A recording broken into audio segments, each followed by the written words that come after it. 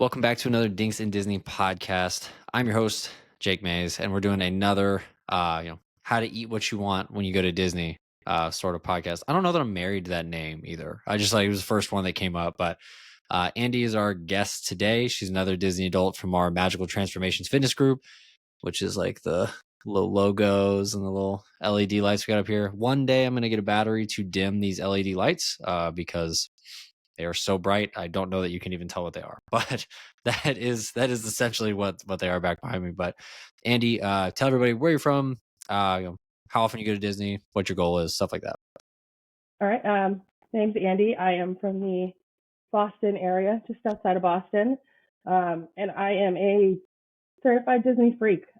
In my household, we go probably between 6 and 10 times a year, depending on the year. So we spend a disgusting amount of time there, but it's awesome. There's no such thing. There's no such thing as a disgusting amount of time. How did that affect or influence like the fitness goal that you had? I don't know that it had a direct effect on it. Just in general, life has happened. I think the only thing that really kind of stuck out to me, and it's something I've actually kind of seen actually since joining this group, is like ride photos and like park photos.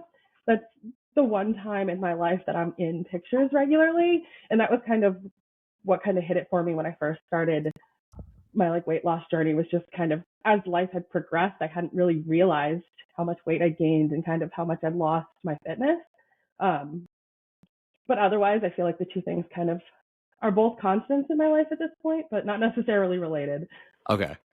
No, that makes sense. So where did you, so before the group and everything, where did you find yourself, and then where did you want to get to? Before the group, so once I kind of started my weight loss journey, I joined a local gym, which was a CrossFit gym, which is great, but class schedules were not always what did it for me. And just although the people at my gym are fantastic, they're not my people, if that makes sense. We get along, but we don't vibe. They're not people that I would spend time with outside of the gym. And just because the class schedule doesn't always work for me, I made a little bit of progress up front, and then I really kind of plateaued because when I went, I wasn't motivated. My schedule didn't fit to go to that class. When I went to the gym, I was kind of aimless and I wasn't very motivated. So I would just kind of, maybe lift weights for a few minutes, maybe walk on the treadmill for a few minutes, and then get bored and lonely and leave. Yeah. Okay. How long have you been working towards well, I guess before we get into that, what exactly is your fitness goal? Like if you had to define it. I mean, short term, just kind of lose weight, but with the overall just be healthier. Okay. I don't think either my fitness or my nutrition was really in a great place about a year ago. So just kind of honing both those in. I don't currently have any medical issues or anything, but I definitely, you can see it kind of coming as I'm, reaching 40, that I see it in the people around me get diagnosed with things, and I don't want that to happen to me. So I'm just trying to stay ahead of that and just kind of stay as healthy as I can for my kids and for myself. Yeah, no, for sure. And how many kids do you have? I have two daughters. 2 daughters. What, like roundabout? Like how old are they? 14 and 10. Oh wow, 14's about to be fun. Yeah, it's already it's something. And so the only reason I ask questions like that on here is just to give people reference of like where they're at with their kids, because a lot of people who listen to this are parents, Disney adult parents, and so I'm sure that's fun and also hard when it comes to the park time. But one of the biggest things people want to work on is, or with their fitness, is being able to never miss out on an experience, or never to miss out on a memory that you can make with your kids at Disney, because you're out of shape, or you're just feeling like you can't keep up, or you can't take 20,000 steps a day, which we both know for Disney purposes is pretty easy to make that happen. So for you, when it comes to fitness, I know you said you tried CrossFit. Was there anything else before that you tried? I'm not really, no. I played sports through college. I played soccer. But then once I started having kids, the time just didn't work. So I really didn't do anything. Okay. Did you try any like at home workouts or anything like that? sporadically, but it was more of like kind of a slow progression of getting out of shape. Like it it was so easy, when I was younger, because I was in sports and I was doing things, so I always stayed in shape and stayed healthy without kind of putting in extra, if that makes sense. Yeah. Um, so before that, I really didn't really do much. Okay. Uh, and so now, what does fitness look like for you? Like since starting the group and getting the direction from the program and stuff. It's definitely helped me to be more motivated on days that my schedule won't allow me to do a group class. For me personally, I'm very driven by community.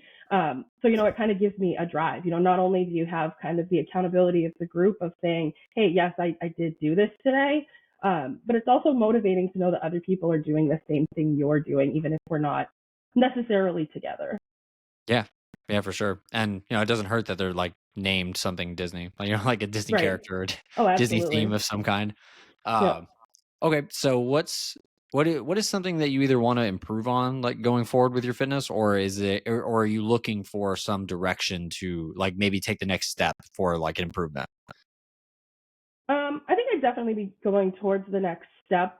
I feel like at this point I'm kind of in the motions of what we've been doing, hitting my step goals, doing the strength workouts kind of as prescribed, and then I've been trying to do other stuff on the other days just to kind of keep stuff in, but just kind of taking it to the next level.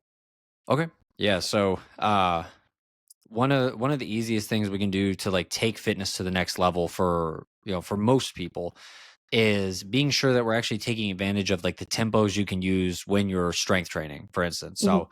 So we'll kind of cover strength training a little bit and just a little bit of cardio as well. Strength training wise, I feel like everybody could probably slow down their movements a little bit. So every single rep, just being sure that you're spending a lot of time under tension and not just trying to move through it as fast as you can. So you came from the CrossFit space. I competed in CrossFit for a very long time, so I'm very familiar with all of those principles and training ideologies. And one of the biggest reasons, CrossFit doesn't actually like work for people long term, is more centered around the fact that it is, speed focused. Like Mm-hmm. everything is, as fast as you can, which leads to not a lot of time under tension. And so, just so that everybody gets what I mean by time under tension. Like if you do a bicep curl, you curl it up and you 1, 2, 3, lower it back down to your hip, and then you curl it up to your shoulder.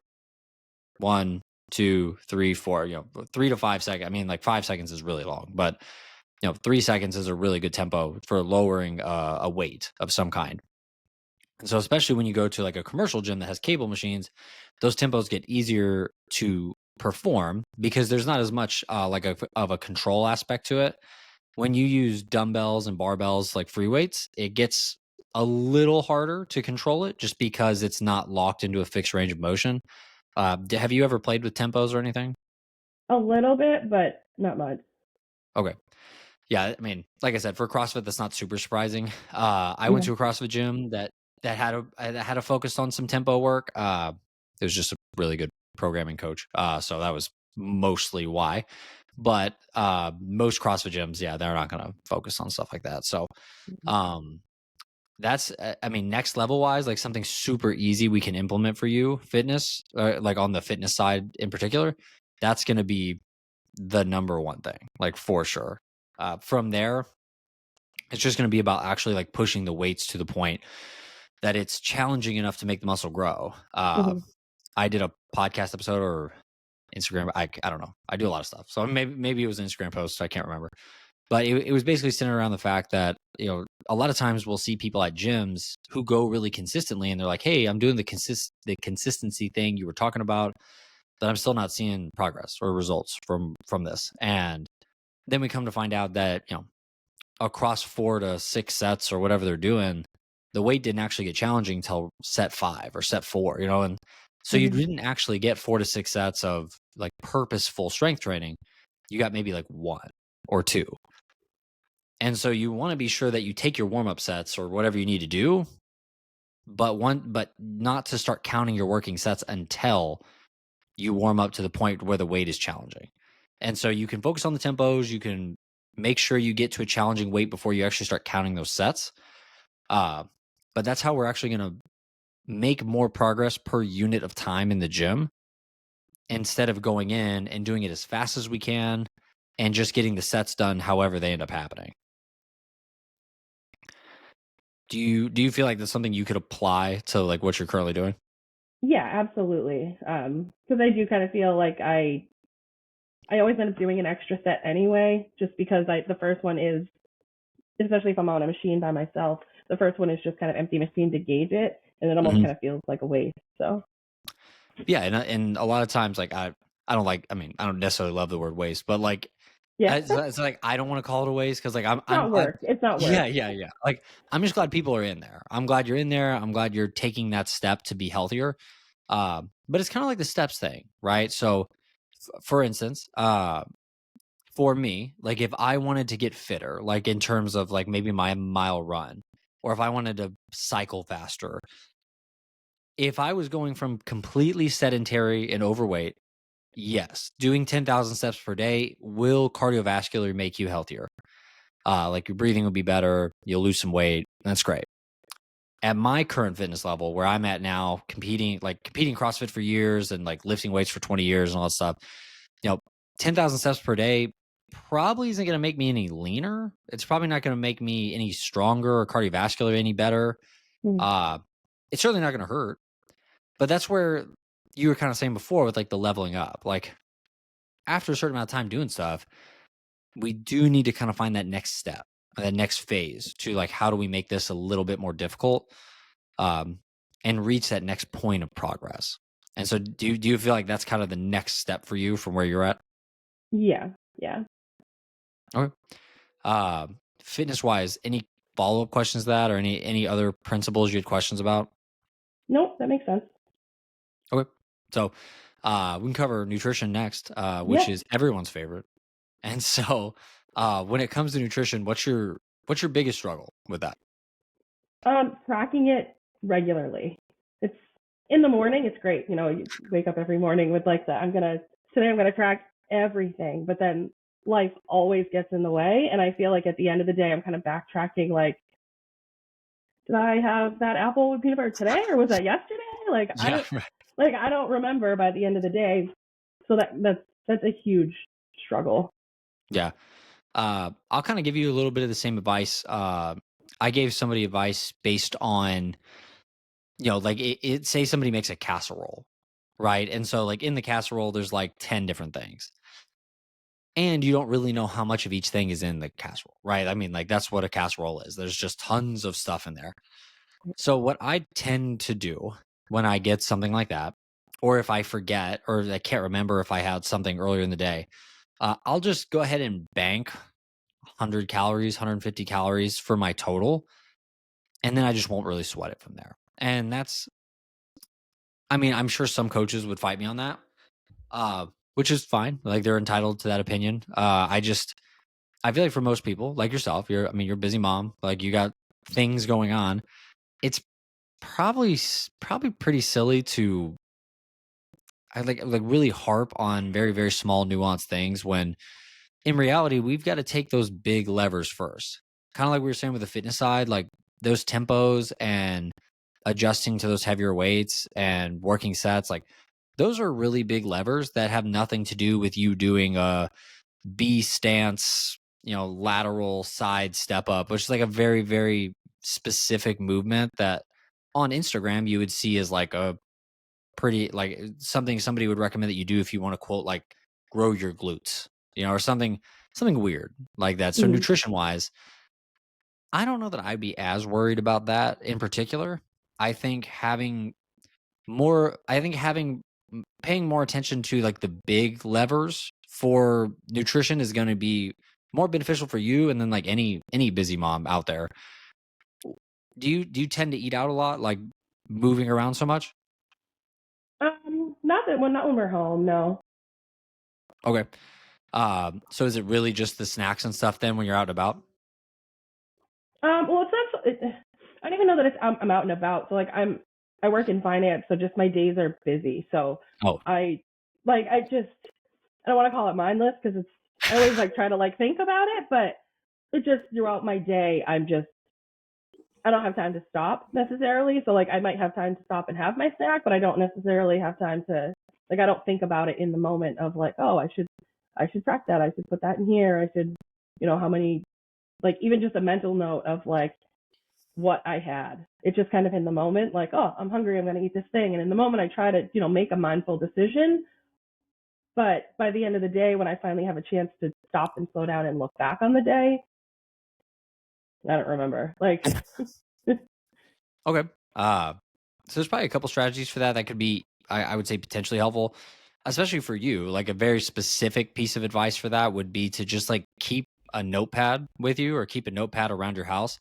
And then you don't necessarily have to track it in your phone right now, but you can just write it down like on the pad and then just have that available to you at the end of the day when you do want to go back and track it. And then from there, you can almost make adjustments at the end of the day. Like, yes, if you get to the end of the day and you overate because like that's when you started tracking it, it's kind of a wash, right? Like you can't uneat the food that you ate. right. But what you can do, especially after a week or 2 weeks, like of doing that, you start to just have an idea about what that looks like. So now instead of having to track it every single day or, forgetting to track and then not remembering what you ate, you can literally just get into this routine of like, okay, at 10 a.m. I have my apples and peanut butter at, 1 p.m. That's usually like when I have my lunch break. And then you don't have to remember it because it just becomes more of a cycle of what you do day to day than, again, like this thing that you have to remember every single day. Cause yeah, you're right. Like that gets really tedious and annoying.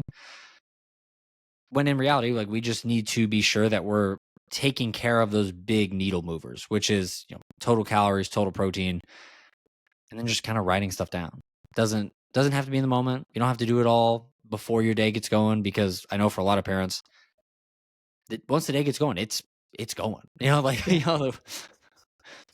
the the wheels are going to fall off very very soon. Bit of a whirlwind. Yeah. So instead of feeling like you need to have all that done before the day even gets started, just write it down. Write it down on like a little notepad, sticky note. I mean, you could use a note on your phone if you want, but that's still faster than tracking. And a lot of times you can do that actually like while you're eating it. So if you can have like how much you had ish, like how much you had ballpark, and then what it was, once you get to the end of your day, you'll have like a little detailed thing about like how to track it. And then you can adjust for the days to come from there. Okay. Is that helpful or you're like, I'm not gonna do that? Like, I'd like to try. It's definitely a okay. helpful suggestion. We'll definitely try. Okay. That's sometimes when we do these calls, I feel like I give people advice and I'm like, was that actually good advice? Like, will that help you? Or are you like, no, I'm not gonna do that? Which Yeah, is fine. definitely worth trying. Definitely worth trying. Okay. And by the way, that's totally fine. For you or anyone who does these calls with me, like I would much rather you be like, no. Yeah, like that's not gonna work for me. Which is totally cool. Then we can just sort through something else that maybe could work for you. Um, but is that really your main thing nutrition wise, or do you have other kind of points with that? I mean, that's definitely the biggest piece of it, I feel like, because in general, I do feel like there's so much information that we get thrown at us anyway in a normal day. Like I'm aware of what I should be eating. I'm aware that I should focus on protein and, fiber over like more empty calories, but it's just like the tracking of it because by the time I Yeah. get around to it at the end of the day, it's just I don't remember. It's just what was today and what was yesterday. And as you mentioned, it's even if I do remember, it's like, oh well, I definitely went over my goal today, but I didn't hit my protein. So now what like things like that. Whereas I know that if in the moment I was better at just kind of keeping track of it, I would definitely be able to make better progress. Yeah.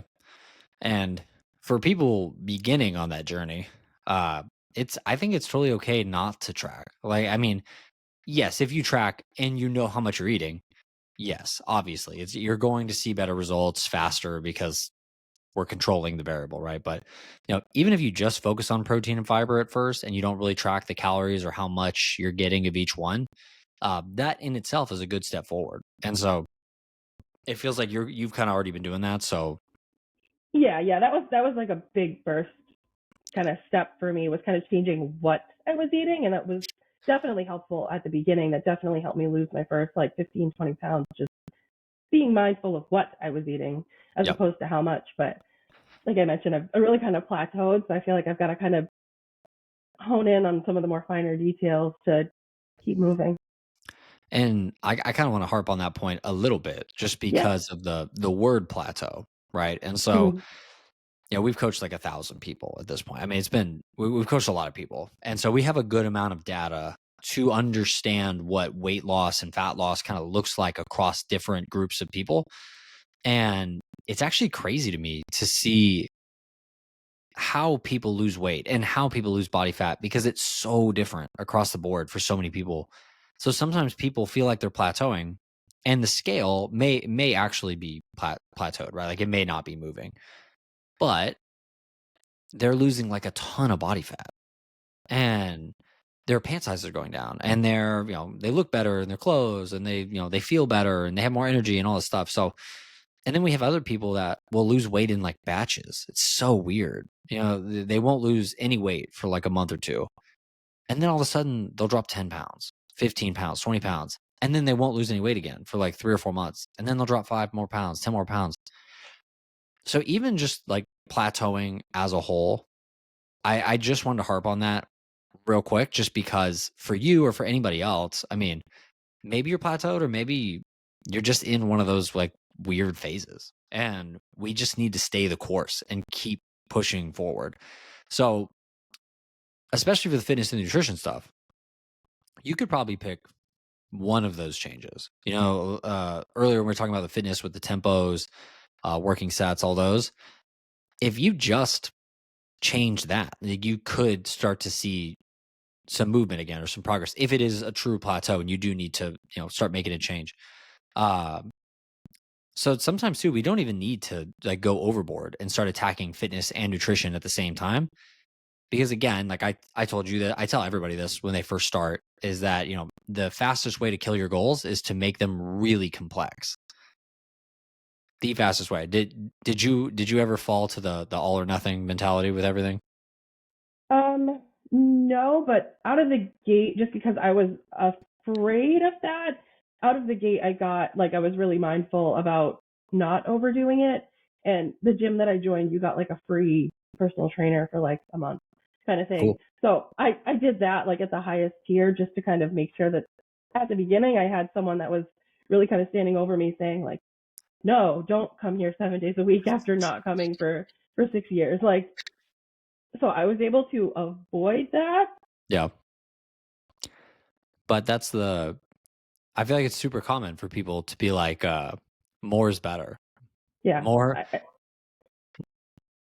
more just it's just like the human mind. Like more seems to always be better to us, even if we absolutely know that it won't be. Did you used to have that, or is that like did that trainer help you get out of that, or is that something you still struggle with? I don't really think that I ever kind of struggled with it, but like I said, it was so much different when I was younger because it was just staying in shape kind of was a natural. It just kind of happened with the lifestyle that I had, so it Okay. wasn't really something I had to be mindful of. And then when I first kind of decided to go back to the gym, I kind of had that guidance right out of the gate, so I didn't really have to worry about it. But I mean, like I said, I've definitely seen it with people around me. Yeah. Like Eh, definitely people at the gym who come in and they're just like, I live here now, and then they don't come again after like 3 weeks. yeah, So exactly. And hey, if you're listening and you want that guidance too, you could join Magical Transformations, and we'll link it below. And then you also won't do it. That's a shameless plug for the group. Um, so before we get into like the mindset side, tell me more about the progress you've had. You kind of said something about it before, but tell me more about where you started, where you're at now, and then we can talk about like a good goal for the future. yeah, decent amount of progress as much as I know. I'm in this like weird, like frustrated plateau level now. I have made a decent amount of progress, just when I first just started working out, just movement in general is great. And almost immediately lost some weight. And then so kind of slowly, as you mentioned before, kind of in batches, lost 5 to 10 pounds at a time. Um, and then I don't know. I think I got to a point where I don't want to say bored because it's definitely not Yeah. the right thing, but I got to a point where it just wasn't motivating in and of itself because I wasn't seeing the progress. Yep. Which is why I joined this group, just because the fun of Disney will get me to do anything. So, but yeah, so just kind of a combination of the movement and changing how I ate definitely helped me to not only lose weight, but I've definitely gained a ton of strength too. Yeah. So, in addition to just CrossFit, just adding cardio and just adding strength training in general, like I feel so much better just in my day to day, and just the things that I can do at the gym, and the weights that I can lift. It's stuff that I never thought that I would be able to do. So Wow. it's fantastic. That's awesome. The Yeah. So I think from here, like in terms of like next steps on a goal, I think it'd be very advantageous for you to have maybe even a non-scale goal, like on the next part of this. And part of that is because when you do start working those tempos on the strength training, and then maybe you do start tracking your protein and seeing that you need to eat more of it, it's very common to see acute weight gain and just like short-term weight gain because the more muscle you have, the more carbs you'll actually store in the muscle. And then the more carbs you store in the muscle, the more water will store in the muscle too. And so this is the main reason a lot of people actually end up losing some weight when they do keto and they see some pretty fast weight loss. It's because a lot of times when you stop eating carbs, you just end up dropping a ton of water weight. And so we've seen people drop 15 or 20 pounds with keto in like the first few weeks, but you're really just very dehydrated. Like that's the Right. biggest reason. So, uh, just to have that in mind, like a non-scale sort of goal going into the next phase for you, I think would be big. So even if you had like maybe uh, it doesn't necessarily have to be pictures or measurements. Some people don't really care for either of those. I would always recommend that you still do pictures anyway. It's just a much better way to see overall progress than just the scale. But I've also had people either buy or grab a pair of pants or a shirt or something that they maybe wished fit better. And then every 2 weeks or once a month to try that back on again and see if it is starting to fit the way that you want. So even if you picked a piece of clothing or if you just use photos or measurements or whatever, I think one of those could be a much better tell about how it's going over the next 3 months than just using the scale for the next phase. That's not to say you can't use the scale too, but just not as your like end all be all. This is my mark of progress or not progress. Yeah, that makes sense. Do you have like a piece of clothing, or do you feel like you go more of like the picture route? I like the idea of the piece of clothing more. I don't know that I have something specific in mind, but I like the concept of that more Okay. than just the numbers. Okay. Cool. Yeah, that's fine. And for some people, they don't even have the jeans or the shirt or the shirt or whatever it is, and so they literally have to go like purchase something that's not does not fit the way that they want. The only asterisk I'll put to that is I would say that needs to be a later stage thing, only because I don't want somebody to take that advice and go try something on, and then they're actually a bigger size than they thought. And then that in itself is that negative reinforcement of like, I don't want to do this. Like, this just made me sad, so I don't want to do it.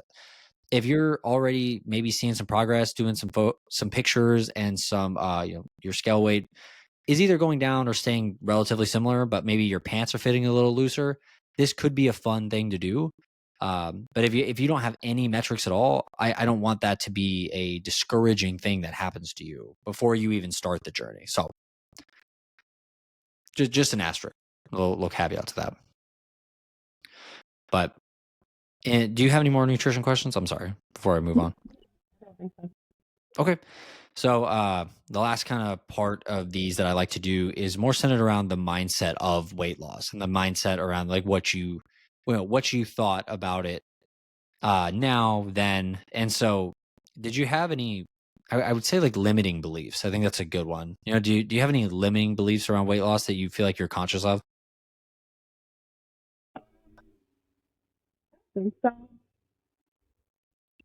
I don't know. I feel like my mind has changed so much. I don't even know like where I was when I started. I feel like just in general, kind of things I've learned along the way is just kind of not listen to what necessarily, not to not take advice from other people, but I feel like right now, especially, with social media, everybody has an opinion and everyone has the thing that worked for them, but there's not like one thing that works for everyone. And I feel like that's kind of the one thing that I had to kind of get past was just, that person saying, I did this thing and it worked great for me, but wouldn't necessarily work for me. So kind of getting past that was kind of a thing that helped me personally. No, that makes sense. I mean, that's something that a lot of people have to get past because a lot of people have to get past like the old snake oil salesman, and so that's the kind of old analogy of this guy comes and is going to sell you this oil that's supposed to cure all your ailments and heal you and all this whatever, but it's just snake oil. It's just Yeah. there's nothing actually in it. It's just garbage. Like it's literal garbage. There's nothing in it. It doesn't work. And that's most of the fitness industry, which is just the hardest part. That's actually a lot of people don't know this, but like that's actually why I started this group, was because I was taking all these different calls with people about their fitness journey, and just one after the other, it was, all these different products that just I know don't work and they're getting scammed. But the influencer that they love was so adamant that this coffee enema was going to be the cure to their weight loss goal. And I'm just trying to be like, guys, you don't have to do that.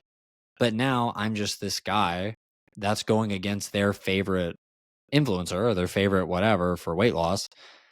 And it just got exhausting. Like, it's Yeah. just, oh God, it's so exhausting to have to say that every time. And then the only other option that a lot of coaches feel like they have is to just agree, even if they don't believe it, so that they can get them to sign on to be a client or whatever. And I've seen coaches do that. And I've talked to them like, doesn't that suck to have to like lie to people? And they're like, well, like you got to meet them where they are so that, they'll sign up with you and then you can help them really from there. And I'm like, I don't know. I would much rather just have a really good relationship with people, and then they want to work with me because they believe in us, than me feel like I have to like say a bunch of stuff that I don't believe just to get people to sign on. And then once they get inside, I'm like, so all that stuff I said wasn't true. Like Yeah. all that stuff, just forget all that. That wasn't real. But I think you have a great mentality when it comes to what you're doing. I think you have a unique mentality as well, because I would say most people, when they come into this, are on a different side. Like they are on the side of like, man, I have this all or nothing. I have this really terrible negative self-talk. Is that something you ever dealt with, or are you just gotten better about it at this point?